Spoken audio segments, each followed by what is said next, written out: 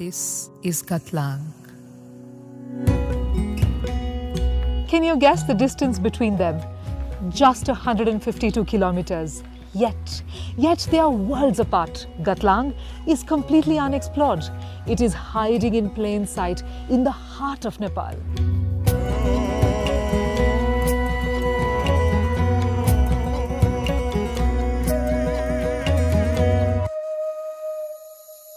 What is happiness? Where is it found? This question was playing in my mind, but my modern world didn't give me any answers. And then, one day, a random internet search introduced me to Gatlang, a small dot on the map. There were painfully few pictures online. It almost didn't exist. It looked untouched. Something inside me jumped. I knew I had to visit, and so I did.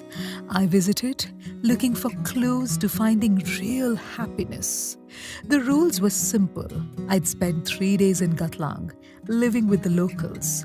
I'd take photos each day and then share my experiences with my team at night. Maybe that would lead me to happiness.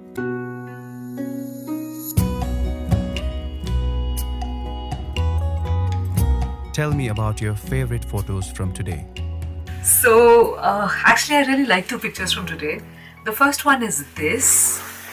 This is a picture of a choten. It's actually a memorial made for a very high-ranking priest that has passed away.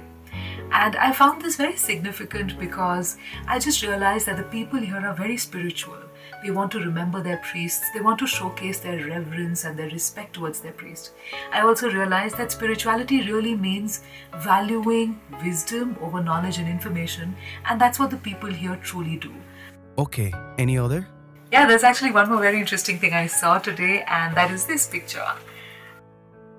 I like to call this picture a time capsule because when we were walking around Gatlang, I realized I felt like I was stuck in another era. These are traditional homes of the Tamang community that lives here. I found these homes super exciting for two reasons. Number one, their roofs are made of these black pieces of wood that are held together by heavy stones. That helps to keep them insulated and warm in the winter. I also especially love the windows and the intricate, colorful carvings on the windows that they have. People here care so much about their culture, care so much about preserving their roots and sort of passing on all of these things to the next generation. I truly enjoyed seeing this. Okay, good night. See you tomorrow.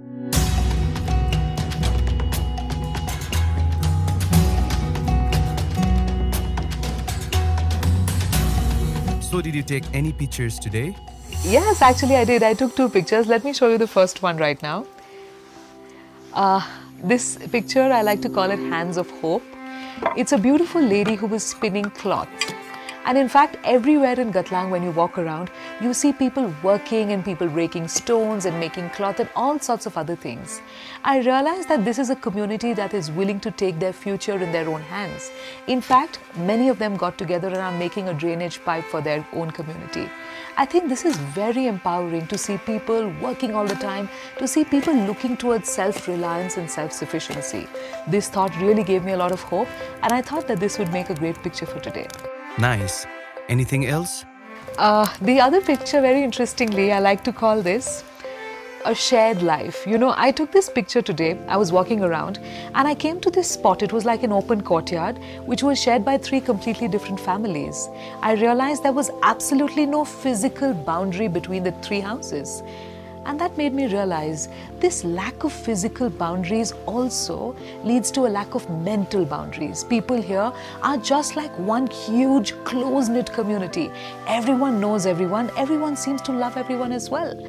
I also realized I never came to Gatlang thinking of myself as a tourist. I always wanted to discover this place like a traveler. But being here for 2 days makes me realize I might just go back as a local. Okay, great. See you tomorrow.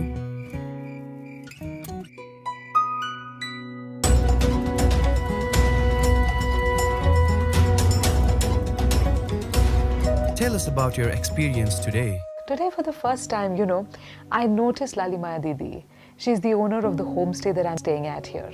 And she is got 5 children, her husband is out, she's running this little homestay. Life certainly isn't easy in this remote part of Nepal with all the difficulties and everything else that she's going through. Yet today I sat her down and I asked her one simple question, and my question was, are you happy? And she told me, yes, very happy, I'm very blessed. I thought it was impossible. How could it be? But she's not the only one. I found countless other faces here at Gatlang. For them, happiness is not a pursuit. Happiness is just who they are. And so, I took this picture of Ladimaya Didi and I called it Peace, Joy and Smiles, because truly, that's what I saw in her eyes. You know, my time in Gatlang is almost over. I'm going to leave. And as I leave, I know that I've found one more clue in my pursuit for happiness. But more importantly, I've taken a part of their stories and I've left a part of my own story here. My bag is pretty light, but my heart is very rich and full. I truly enjoyed this journey. Any final comments? You know, recently I read that France is looking at creating 15-minute cities. Basically, it's a tiny part of the city where everything is accessible within a 15-minute walk. And this made me think, does the world really need more development, more machinery, more mechanization, or more spirituality, more culture, more close-knit communities, more self-reliance, more happiness? If that is the case, then Gatlang truly is a blueprint of the world we want to create. And this made me wonder, is Gatlang the past we have lost or the future we deserve?